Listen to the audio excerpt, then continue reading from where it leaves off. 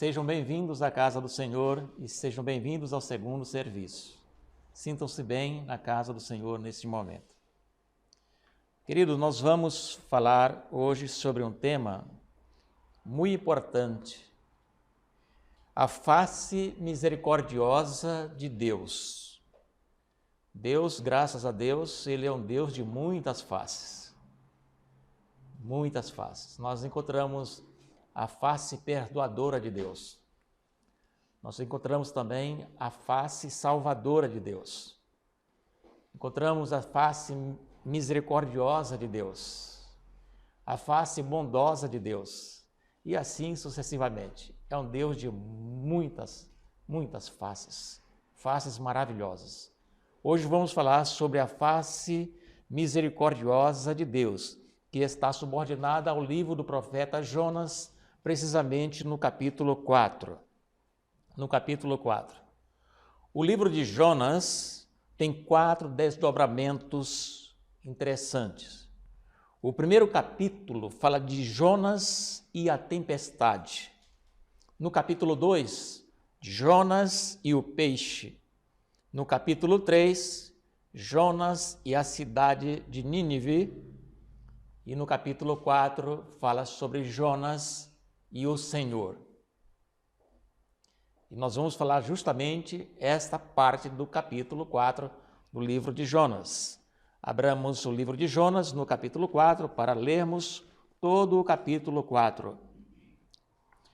Mas isto desagradou muito Jonas, e ele ficou enfurecido. E ele orou ao Senhor e disse: peço-te, ó Senhor, não foi esta a minha fala quando ainda estava em minha terra? Por isso fugi antes para Tarse, porque sabia que é um Deus gracioso e misericordioso, tardio em se irar e de grande bondade, e que te arrependes do mal. Por isso agora, ó Senhor, eu te imploro, tira a minha vida, porque melhor para mim é morrer do que viver. E disse o Senhor: faze bem em ficar irado?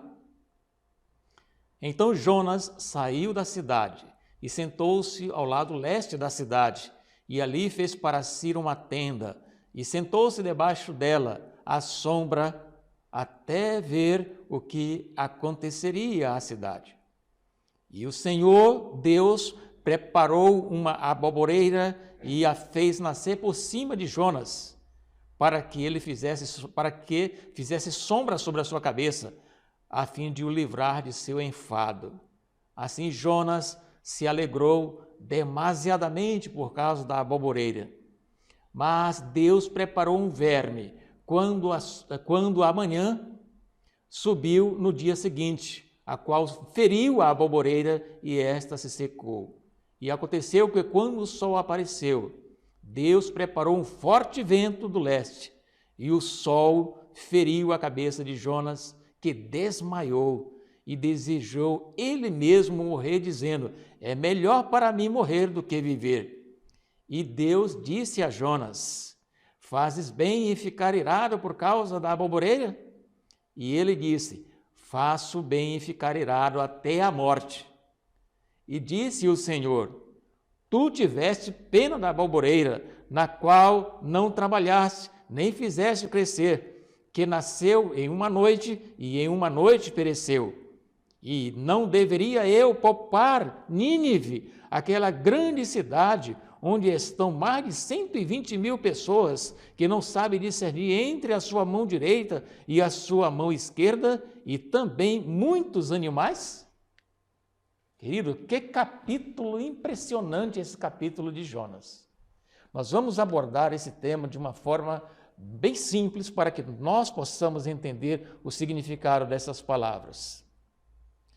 O autor sagrado chega ao lugar onde ataca diretamente, mas de maneira óbvia, o xenofobismo de Israel, tão condenável quanto ao antissemitismo. É um absurdo limitar o amor de Deus, aplicando exclusivamente ao povo de Israel. Porquanto Deus amou o mundo de tal maneira, eu acho muito interessante esse verso. O calvinismo radical cai no mesmo tipo de abismo em que Jonas caiu, em sua pequena compreensão sobre o amor de Deus. Outro tanto se dá no tocante a todo exclusivismo. Jonas, ele era um profeta de Deus.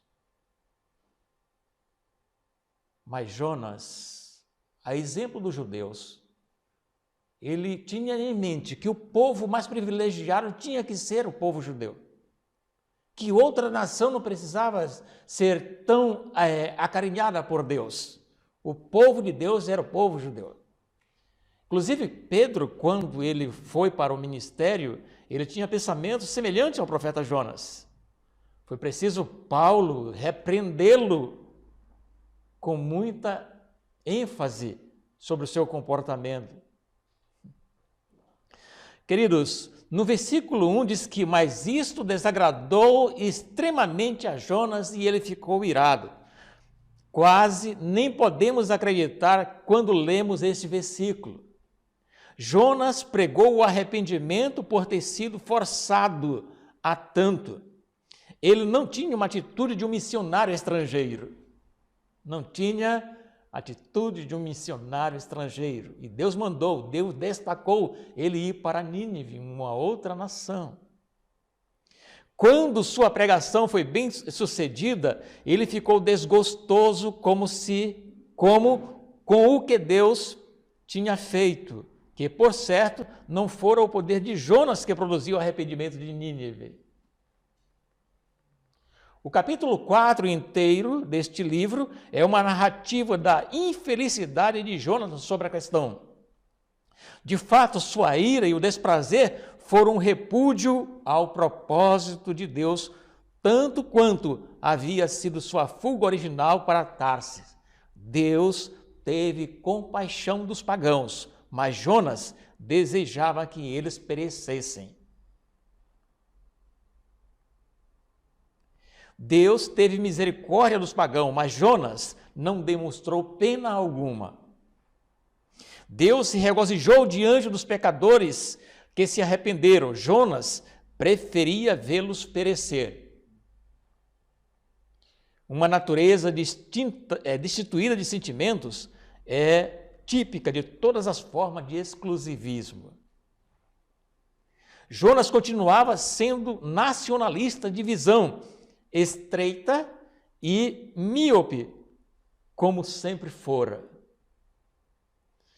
Ele pouco sabia do grande amor de Deus e de sua misericórdia eterna, e nem ao menos desejava aprender a respeito. A Bíblia diz que ele ficou irado com o resultado do trabalho e o arrependimento daquela nação. O hebraico original fala em queimar. O homem superficial ficou queimado, o ódio e com ira, porque Deus realizava uma grande obra. O pobre Jonas provavelmente chegou a supor que tinha fracassado como profeta. O próprio Jonas chegou a pensar que ele tinha fracassado como profeta, visto que suas profecias de condenação não se cumpriram. E, sendo assim, esqueceu a própria razão da pregação, mudar as pessoas para melhor. Esta era a situação do missionário, do evangelista, do pregador, do mensageiro de Deus. Tudo isso, irmãos, porque eles tinham na mente que o povo abençoado era os judeus, que outra nação não merecia ser abençoada daquela forma. Bom, no versículo 2, e orou ao Senhor e disse: Ah, Senhor, irmãos, olha a oração do homem. Ah, Senhor, não foi esta a minha palavra quando estava ainda na minha terra? Pois por isso eu me preveni fugindo para Tarsis, pois sabia que tu és um Deus compassivo e misericordioso, longânimo e em grande benignidade que te arrependes do mal. Ele estava orando a Deus, culpando a Deus por ser bom. Culpando a Deus por ser bom.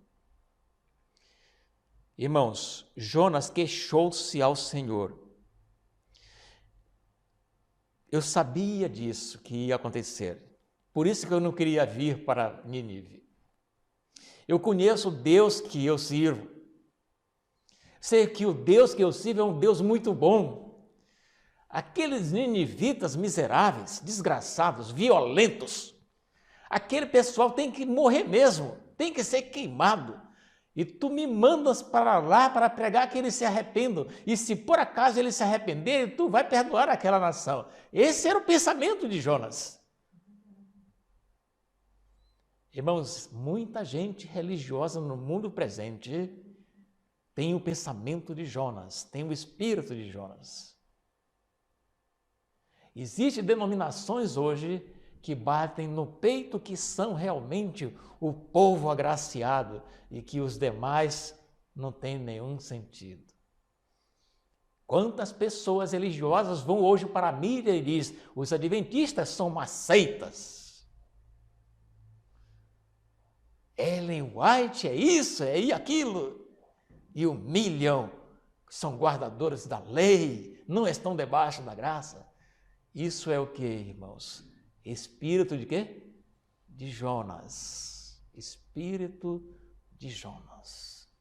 Xenofobismo. Eu espero que nesta igreja, nenhum dos que estão sentados aqui nesta manhã tenham o espírito de exclusivista. Porque a Bíblia, o espírito de profecia é bem claro. Jesus disse que tem muitas ovelhas que ainda não estão no aprisco. E a irmã White diz que a maior parte dos filhos de Deus estão aonde? No mundo e nas igrejas que não seguem a orientação das Escrituras. Nós temos que ter cuidado. E irmãos, Jonas fingia ser um crente fiel. Na realidade, ele era um rebelde no coração, mantendo-se em oposição às realizações de Deus entre as nações. Jonas naturalmente aparece aqui como representante da nação de Israel, uma nação plena de xenofobismo irracional e maligno. Os romanos acusavam os judeus de ódio contra a raça humana. Os romanos não gostavam dos judeus por causa de quê? Do xenofobismo. Porque os judeus achavam que os romanos eram o quê? Era a escória da sociedade. E eles não se uniam de jeito nenhum, irmãos. Foi necessário Roma dominar mesmo os judeus. E levar ali a humilhação, né? Deus muitas vezes fez isso com os judeus. Levava uma outra nação poderosa para subjugar os judeus. Os judeus nunca baixaram a cabeça. Até hoje os judeus acham-se o melhor povo no mundo. Até hoje. E é um perigo. Irmãos, ele fez dos excelentes atributos de Deus que beneficiavam os homens, qualidades negativas que não deveriam ser exercidas, exceto no caso de Israel, naturalmente. Em outras palavras, Jonas virtualmente acusou Deus de fazer o mal, porquanto fizera o bem. No versículo 3, diz: peço-te, pois, Senhor, ó Senhor, tira-me a vida, porque melhor é morrer do que viver. Irmãos, a face misericordiosa de Deus aqui é vista na vida de Jonas. Já pensou se o Senhor ouvisse essa oração? Olha, Deus não ouve esta oração. Deus não ouve esse tipo de oração.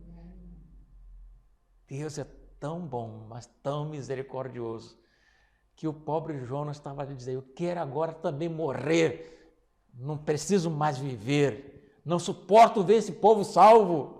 Não suporto ver esse povo recebendo as tuas bênçãos. Eu não suporto, eu quero morrer.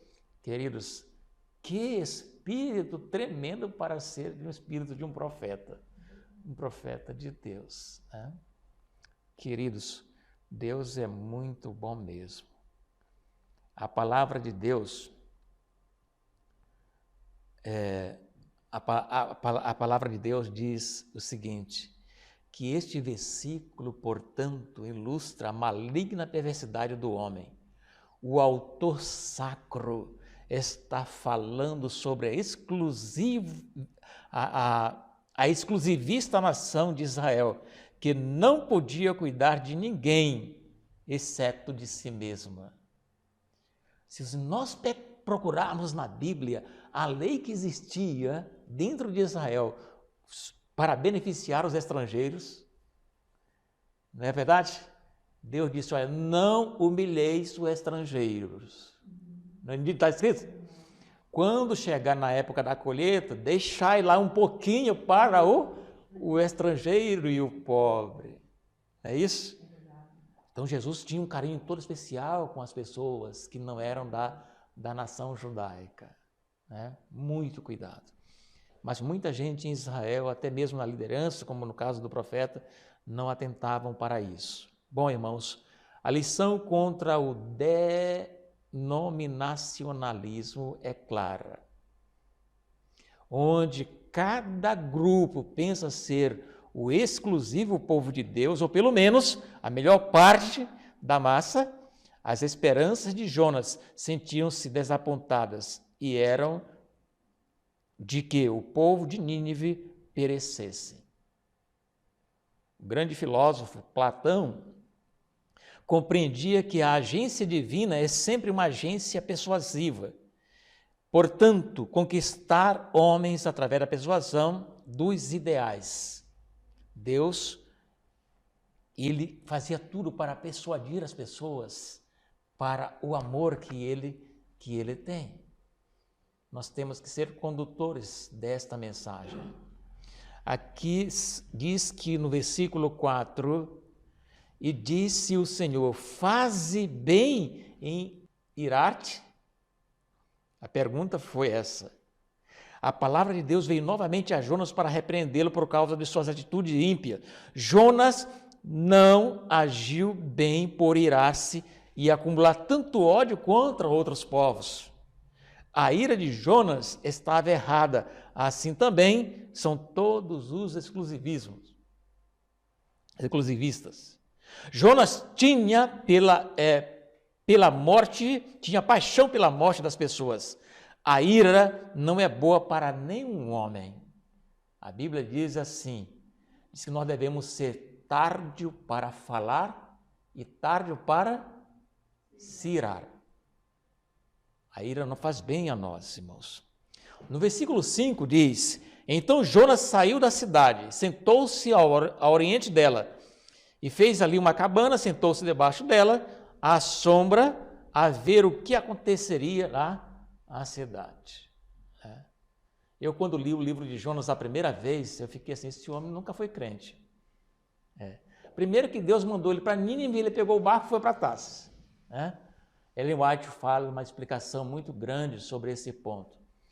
Ele disse o seguinte, que ele não conseguia perdoar os ninivitas por causa da violência. E a White diz também que ele temeu pela vida dele lá dentro da cidade. Ele temeu pela vida dele lá na cidade. Ele ficou com medo, disse, como é que eu vou dizer que a cidade vai ser destruída? Esses homens vão me matar. Então ele fugiu para lá. Mas, irmãos, eu quero dizer que quando Deus dá uma mensagem, especialmente para líderes,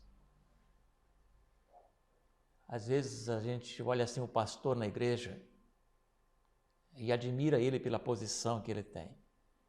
Mas, irmãos, a vida de um pastor não é só flores. Entende? Às vezes o pastor tem que executar tarefas super difíceis. Muito difíceis de ser realizada. Essa tarefa de Jonas, de pregar em Nínive, foi uma tarefa muito difícil para ele. Certo? Uma tarefa muito difícil. A tarefa para Moisés tirar o povo do Egito não foi uma tarefa fácil. A tarefa para entrar em Jericó não foi uma tarefa fácil para Josué. Entende, irmãos? E assim o povo de Deus sempre tiveram grandes dificuldades em realizar tarefas difíceis. Tarefas difíceis. Queridos, aqui nesse versículo 5, tem algo que eu gostaria de frisar com os irmãos. Ainda esperançoso de que a ira divina caísse sobre a cidade, Jonas saiu um pouco para fora da cidade, para um lado oriental, armando para si uma barraca, sentando-se à sombra. Ele esperava que Deus mudasse de ideia e liquidasse todas aquelas pessoas pagãs. Bom, notem, nossos queridos irmãos, que o exclusivismo persistiu até o fim contra toda razão e dignidade. O profeta continuou insistindo sobre a sua justiça, sobre a justiça divina e a destruição, enquanto essa era a essência de sua prédica. Mas ele esqueceu os valores maiores da lei, a misericórdia e o amor. Provavelmente, seu limite de 40 dias estava prestes a expirar, mas ele não abandonaria a área enquanto esse limite não estivesse terminado. Sua profecia de condenação teria lugar? Isso era que ele estava aguardando. Jonas continuava esperando até o fim para ver o que acontecesse. O que ia acontecer? Ele viveria nas proximidades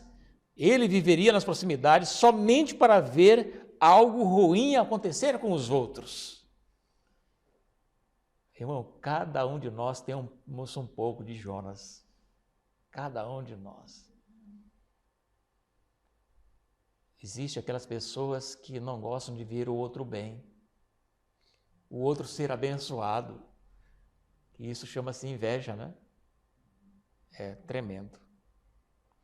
Ele viveria nas proximidades só para ver o que algo de ruim ia acontecer. O sofrimento das outras pessoas simplesmente lhe traria um prazer. Mas Deus já havia agido com amor, cancelando a profecia da condenação. Deus pode mudar, né? Nesse ponto. Quando há arrependimento, Deus muda. Então, em vez de ser maldição, agora vai ser bênção. Vai ser bênção. Em vez de morte, vai ser vida. Foi isso que Deus fez com Nínive. No versículo 6, e o Senhor fez nascer uma aboboreira. Olha só como é que Deus trabalha, né? Que maravilha, que Deus misericordioso. Fez nascer uma aboboreira e ficou ali. Isso aqui, na realidade, esse nome aboboreira não era uma abóbora, né? Os irmãos sabem que a abóbora ela não cresce como árvore. Ela é rama, né? Bom, então isso aqui era uma espécie de árvore que lá no Brasil tem muito. Aqui na Europa não tem, pelo menos eu nunca vi. É uma árvore que fica frondosa e coloca parece uma abóbora mesmo, grande, mas lá no Brasil nós chamamos de cuia, né? Cuia. Nós tiramos o miolo daquela fruta, né? E fica uma cuia bem rígida, né? Para tirar água, para até mesmo tomar suco e sopas e essas coisas. É mais ou menos esse tipo de árvore foi que cresceu da noite para o dia e fez uma grande sombra para cobrir a calvície do nosso profeta Jonas, que ele já estava calvo. Queridos, então Deus fez subir uma aboboreira, nascer, subiu por cima de Jonas para que fizesse sombra sobre a sua cabeça a fim de o aliviar do seu enfado. E Jonas se alegrou extremamente por causa da aboboreira. Tornou-se esta planta outro lado da misericórdia, outro fato da misericórdia de Deus. E tema de cânticos para Jonas. O pobre Jonas sentia-se confortável ali em sua miséria, enquanto a cuia bloqueava os raios do sol. Finalmente, Jonas encontrou alguma coisa que o deixou feliz, a saber, aquela planta de cuia. Bom, teve, porém, uma felicidade egoísta. Durante todo o tempo, porém, o profeta Jonas estava a ver o fogo de Deus descer para consumir os habitantes de Nínive. Ou talvez um grande terremoto que, por fim, destruiria todos os ninivitas com a sua cidade. Agora, irmãos, vejam a nova intervenção divina. A cuia cresceu rapidamente por ordem de Deus, tal como o grande peixe que tinha sido preparado por um decreto divino para cumprir a sua tarefa. Cada um dos eventos principais do drama ocorreu por intervenção divina. Jonas amava a planta de cuia, porque lhe prestava um grande favor, mas odiava a multidão dos ninivitas por causa do seu preconceito racial. Ele estava alegre com uma alegria, que, segundo diz, ele estava satisfeito com aquela sombra, por causa da planta, mas estava infeliz, porque Deus havia beneficiado a população pagã. No versículo 7, acontece outro fenômeno. Mas Deus enviou um verme, que no dia seguinte subiu da alva, a qual feriu a boboreira e esta secou. Outra intervenção divina. E desta vez apareceu um verme tremendamente destruidor, que gostava muito de se alimentar da cabaça de cuia. Esse foi o fim da bênção de Jonas, e seu ódio em breve se acendeu de novo. E a cuia teve uma vida muito breve e logo morreu. Jonas, que se comprazia com a morte, deveria agora sentir-se feliz. Deveria agora se sentir feliz, porque ele se comprazia com a morte, tinha prazer na morte, mas não foi o que aconteceu. Não foi o que aconteceu.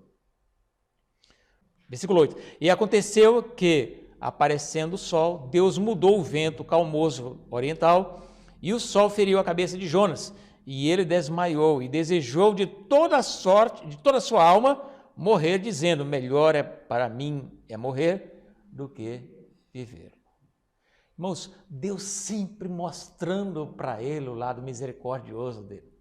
Mas ele estava cego por causa do preconceito. Irmãos, o preconceito cega. Está bem claro?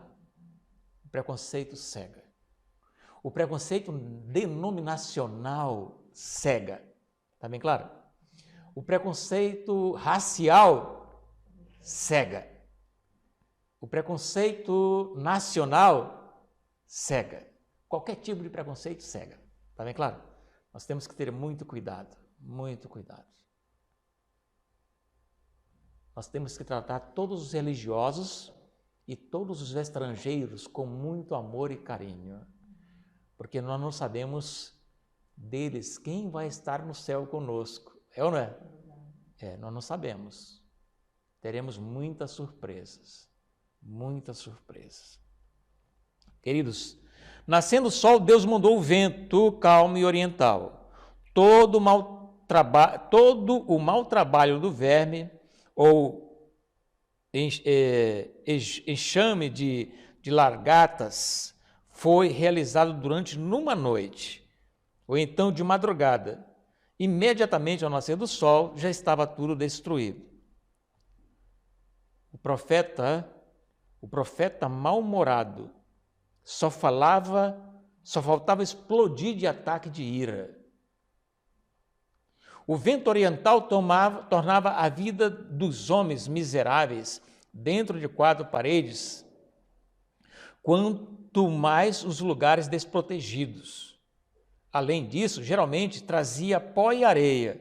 As condições tornavam-se tão adversas que Jonas desmaiou. A Bíblia diz que ele desmaiou. E quando voltou à consciência, novamente pediu ao Senhor para morrer. Portanto, temos aqui uma estranha distorção do drama. As massas populares de Nínive estavam vivendo sob a sombra do amor de Deus, desfrutando a vida e seus benefícios, a passo que o profeta se sentia miserável devido ao golpe direto aplicado pelo poder divino. É isso que o exclusivismo leva, conforme se espera que tenhamos imaginação suficiente para supor. Os pagãos se regozijavam na salvação, ao passo que o profeta de Deus sentia-se esmagado com a mão divina. No versículo 9, disse Deus a Jonas: fazes bem que assim te ires por causa da balbureira? E ele disse: faço bem que me revolte até a morte. Irmão, todo o capítulo mostra a dureza do coração do profeta e o amor de Deus e a sua misericórdia. Eis outra pergunta retórica que espera uma resposta negativa e, portanto, significativa. Não agiste bem por causa da morte da planta? Está sendo ensinada outra lição de que recusas a aprender. Mas Jonas, em sua ira, respondeu duramente e afirmou que ele tinha feito bem por sentir-se infeliz sobre o fim da planta. De fato, irmãos, ele estava tão indignado que desejava que sua paixão o matasse. E assim toda aquela questão terminasse. Ficamos indagando como Deus encontrou e usou o homem como profeta. É que Deus trabalha com todo tipo de material humano. Irmãos, e não é por acaso que essa experiência está na Bíblia. Até hoje existem pessoas exclusivistas, que não quer que outro seja salvo, não quer que outro alcance o Evangelho, que seja alcançado pelo Evangelho. Tem muita gente que não quer, né? Não quer. Temos que ter certos cuidados. No versículo 10 diz assim: e o Senhor disse: tiveste compaixão da balbureira na qual tu não trabalhaste, nem a fizeste crescer, que numa noite nasceu e numa noite pereceu. Deus conseguiu desmascarar o absurdo sem razão e a cegueira do profeta. Jonas estava extremamente irado por causa da planta que lhe fizera tanto bem e que estava agora destruído. No entanto, ele não tinha nenhuma preocupação com a vida de 120 mil habitantes da cidade que estavam condenados a perecer. Outra lição é que a cuia caiu, era que a cuia lhe fora dada como um presente divino. Não tinha sido Jonas quem plantara. Ela crescera em uma noite e perecera na outra noite. E Jonas nada tivera a ver com nenhum desses dois tipos de processos. A soberania de Deus estivera em operação e outro tanto acrescentara a salvação de Nínive. Os judeus falavam sobre a divina soberania, mas Jonas pouco entendia sobre ela. O poder de Deus estivera por intuito fazer o bem, da mesma maneira que a planta da cuia fizera o bem a Jonas. E havia um bem maior a ser feito no caso das massas populares das grandes cidades. Qualquer homem sensível se alegraria por ver a providência divina fluir para a sua vida. Jonas, entretanto, não era um homem sensível. Seu exclusivismo fora a causa pela qual a ira e o ódio lhe tinham invadido o coração. No versículo 11: e não hei de ter compaixão da grande cidade de Nínive, em que estão mais de 120 mil homens que não sabem discernir entre a sua mão direita e a sua mão esquerda, e também de muitos animais. A conclusão da questão, irmão, que chegamos é que o amor de Deus flua para todos e em favor de todos. Nós estamos aqui, irmãos, nesse canto da Europa. Os irmãos estão aqui. Os irmãos sabem que a Europa é um país incrédulo. É ou não é? É um país incrédulo. A profecia de Daniel diz que os dedos da estátua não se misturam. Está bem claro? É assim que é. Estamos aqui justamente num ponto central da profecia. Quando se fala em Deus na Europa, quando se fala em Jesus, em salvação, a grande massa não acredita. Não acredita. Só, irmãos, que esta grande massa, Deus confiou a nós para evangelizarmos. Deus confiou a nós. Nós precisamos evangelizar, falar do amor de Deus. Não é só para o crente, é para o descrente também. Nínive era uma cidade violenta, era uma cidade pagã, era uma nação pagã. Todo tipo de idolatria se cometia ali. Mas o amor de Deus alcançou aqueles ninivitas. É interessante dizer que nós estamos aqui, irmãos, com uma missão. A lição devia ser observada pela exclusivista nação de Israel. O Senhor marcou os pontos. Ele é gracioso para quase todas as nações, tanto o gentio quanto os israelitas. Deus é soberano. Ele castiga a rebeldia. Ele quer que seu povo seja obediente, livrando-se das imposturas religiosas, não pondo limites a seu amor e a sua graça universal. Ele quer que nós preguemos a graça universal, que alcance todas as pessoas. Deus é tão bom nesse tempo hoje, irmãos, que através do desenvolvimento da ciência, pastores e pregadores, missionários de todo mundo estão pregando e a internet está levando a mensagem de salvação para todo mundo, especialmente a países que ainda não entraram o Evangelho. Por quê? É um ato de Deus. Eu vejo a internet por esse ângulo, assim, como uma grande alvoreira a cobrir a humanidade. No livro de Apocalipse, capítulo 18, diz que este anjo vai iluminar a terra com a glória do Senhor. Queridos, que nesta manhã nós possamos nos compenetrar de nossa responsabilidade. Esse espírito de Jonas, ele tem que ser banido para que nós possamos fazer a vontade de Deus.